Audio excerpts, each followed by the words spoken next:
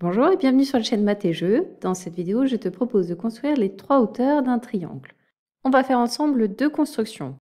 Dans le premier exemple, tous les angles du triangle sont des angles aigus. Et dans le deuxième exemple, le triangle possède un angle obtus.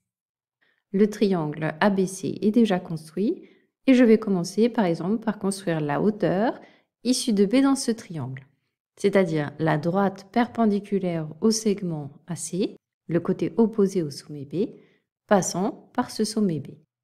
Pour cela, je place un des côtés de l'angle droit de l'équerre le long du segment AC et je fais coulisser de façon à ce que le deuxième côté de l'angle droit passe par le sommet B. Je trace ensuite la perpendiculaire au côté AC passant par le point B. Je peux ensuite retirer l'équerre et coder l'angle droit. Je vais maintenant tracer la hauteur issue de A, c'est-à-dire la droite perpendiculaire au côté BC passant par le sommet A.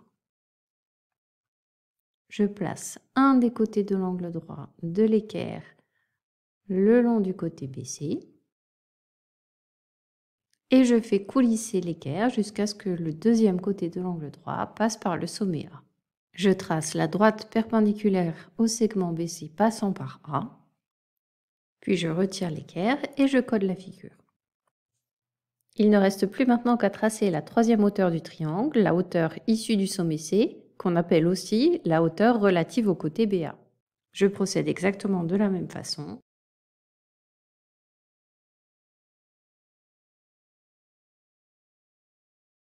Je peux observer sur cet exemple la propriété du cours, les trois hauteurs d'un triangle sont concurrentes, c'est-à-dire elles ont un unique point commun. Les trois angles de ce triangle étaient des angles aigus. On va refaire cette construction dans le cas où le triangle possède un angle obtus. Commençons par exemple par tracer la hauteur la plus facile, c'est la hauteur issue de B.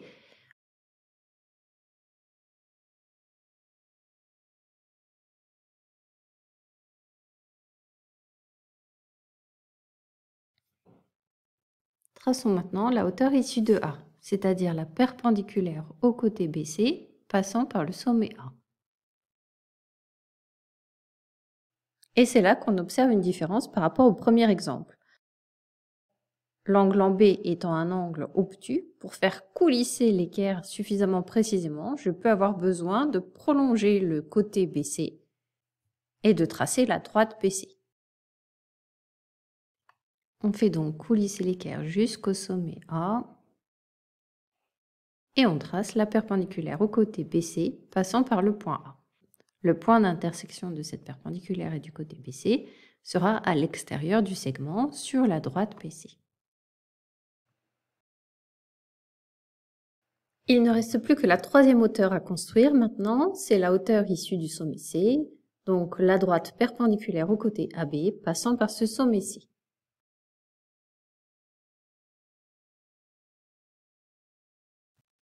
Pour faire coulisser l'équerre jusqu'au sommet C, on a besoin de prolonger le segment AB.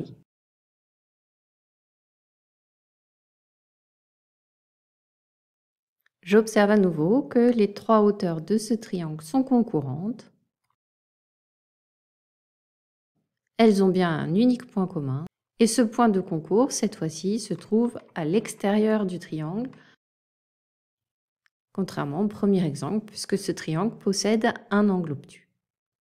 C'est la fin de cette vidéo, merci de l'avoir suivi et à bientôt sur la chaîne Math et Jeux.